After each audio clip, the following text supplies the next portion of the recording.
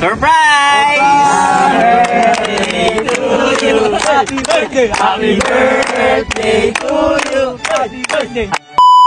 What's up sa inyo mga itik? Ngayong araw guys, for today's video nga pala ay ito nga pala ay isang importanteng araw. Dahil today ay isang special day dahil ika-41 birthday nga pala ngayon ng aming pamangkin na si Plantito Mer. Kaya ngayon guys ay magkakaroon nga pala kami ng maliit na salo-salo dahil maghahanda nga pala si Plantito Mer. At syempre dahil special nga pala tong araw na to para kay Plantito Mer ay magluluto kami ngayon ng paborito ni Baron na pork chop. Ito kasi yung paborito ni Baron na ulam guys kapag mayroong mga handaan. Baka Baron yan. At ayun na nga guys, habang hinihintay nga pala namin dito matoasted yung iniihaw na pork chop ay tamang laro muna dito ng pool sila JB Sukal. At ayun na nga guys, makalipas ang ilang minutong paghihintay ay sa wakas naluto na nga pala ngayon yung iniihaw namin na pork chop. At grabe nga guys dahil for the first time nga pala ay hindi nasunog ngayon yung iniihaw ni Baron na pork chop. Kaya swerte namin hindi kami ngayon magpo-food trip ng inuling na pork chop ni Baron. At dahil nga birthday ngayon ni Plantito Mer ay nandito nga rin pala yung isa pa namin tito na kapatid ni Plantito Mer na si Tito Mar. Sakto nga guys at walang biyahe ngayon si Tito Mar sa Lala Move kaya wala muna siya ngayong move. Kaya ngayon guys si Tito Mar nga pala nag-prepare dito ng mga lulutuin tulad na itong iihawin namin ngayon ditong bangus. Solid nga yung bangus namin dito guys, talagang sariwang sariwa. Tingnan nyo naman no,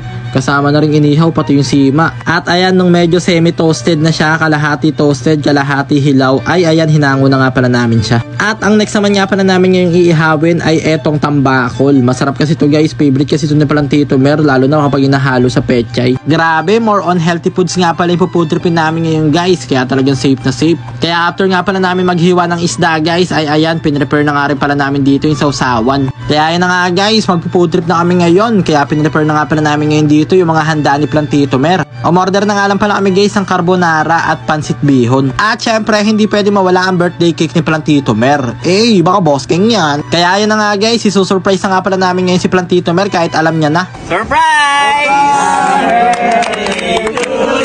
Happy birthday. Happy birthday to you. Happy birthday. Happy birthday. Happy birthday. Happy birthday to you. Wish ko peace and order.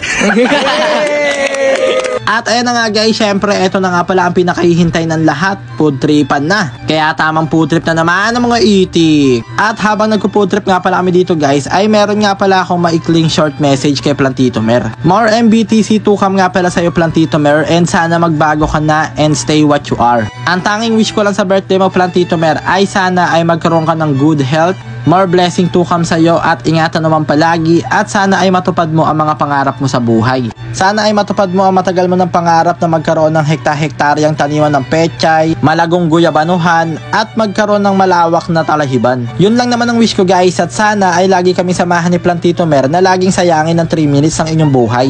At dahil nasayang na naman nga pala namin yung 3 minutes ng buhay nyo, kaya hanggang dito na lang muna. Maraming salamat sa panonood guys. I love you all. Mwah!